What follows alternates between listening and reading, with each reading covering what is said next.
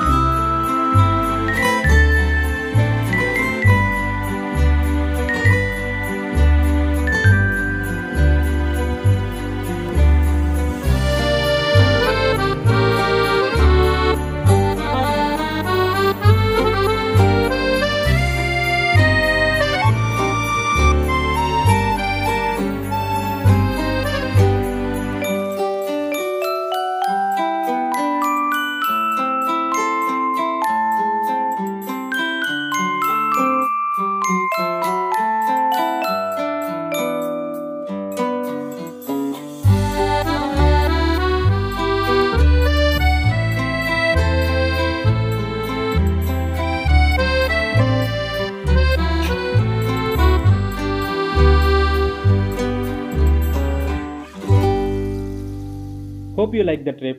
Thank you very much for watching. Please subscribe చేసుకోండి. అలాగే మీ friends and family మెంబర్స్కి share చేయండి. Thank you once again. Bye bye.